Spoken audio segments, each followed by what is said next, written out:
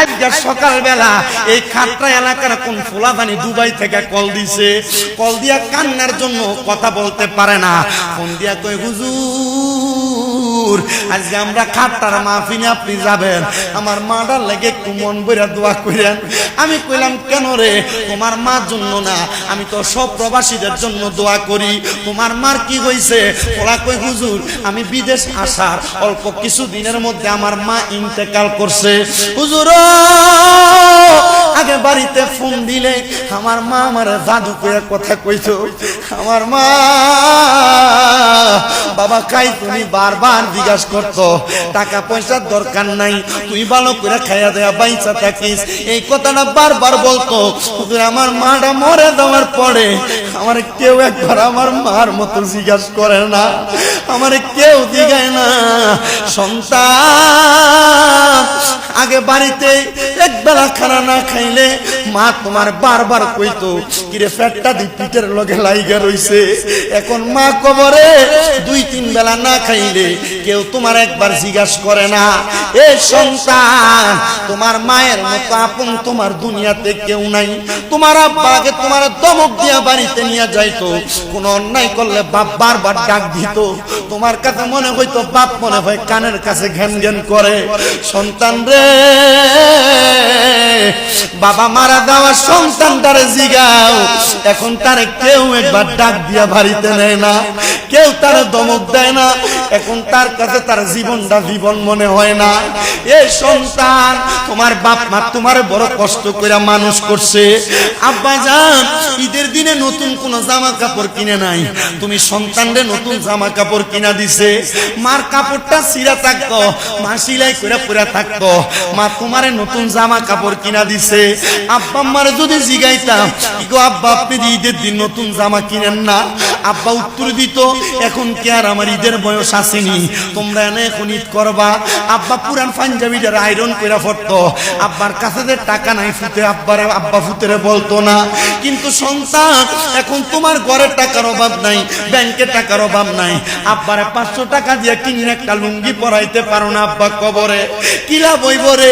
তোরে লাখ লাখ টাকা দিয়া যদি তুমি তোমার টাকা দিয়া তোমার মা বাপরে সুখী না বানাইতে পারো, এই সন্তান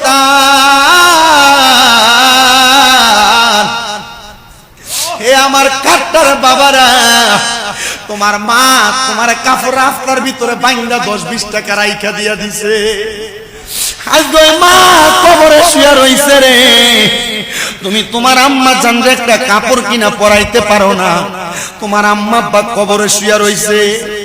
অনেকেরই তো প্রশ্ন হুজুর মা বাপ যে মইরা গেছে গো, আমি আমার মা বাবার জন্য কোনো কিছু করতে পারবো নি, আমার মা বাপ মারা যাওয়ার পরে আমি সন্তানের কোনো দায়িত্ব আসেনি। এটা আমার প্রশ্ন না, এটা নবীর সাহাবায়ে কেরাম আমার নবীকে প্রশ্ন করছে। বনি ইসরাইলের বনু কুরাইশের একজন লোক আইসা আমার নবীরে প্রশ্ন করে, ইয়া রাসূলুল্লাহ হাল বাকিয়া মিন বিররি আবওয়াইয়া শাইউন আবার রুহুমা বিহি বাদা মাউতিহিমা।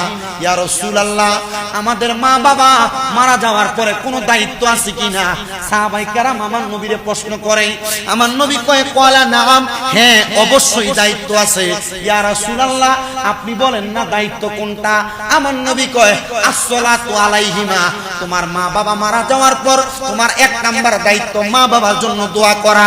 কিন্তু বাংলাদেশে বহু মৌলবী সাহেব বাইরেছে, মা বাপ মারা যাওয়ার পরে জানাজার নামাজটা দিয়া লাশটা কান্দে লইয়া ঘুরঘুরে কবরস্থানে যায়, যদি কয় দোয়া করেন না কেরে, কয় বেদাত বেদাত। এই বেদাতটা মৌলবী, তোমার দাঁত নাই বিজয় তুমি বেদাত বলো।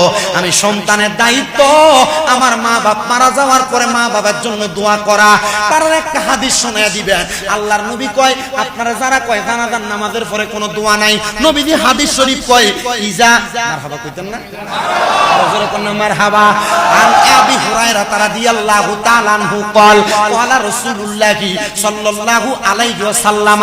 হযরত আবু হুরায়রা হাদিস বর্ণনা করে, তিনি বলেন আমি আমার নবীজির জবান মুবারকে বলতে শুনেছি, নবী আমার কয় ইজা সাল্লাইতুম আলাল মাইয়িতি ফাখলিসু লাহু দুআ, ভাঙ্গা ভাঙ্গা বইলা দে। আল্লাহর নবী কয় ইজা যখন সাল্লাইতুম তোমরা নামাজ আদায় করো আলাল মাইয়িতি মৃত ব্যক্তির জন্য, ফাখলিসু লাহু দুআ অতঃপর তার জন্য দোয়া করো। আপনারা বলেন এখানে কি জানাজার পরে দোয়ার কথা কইছে না মাটি দাওনের পরে? জানাজার পরে ওমা হাদিস কয়ে দিলাম যে মৌলবীরা কয় জানাজার পরে দোয়া নাই বেদাত, মৌলবীরা আপনার দোয়া থেকে দূরে রাখতে চায়। কি কথা বলেন না কেন?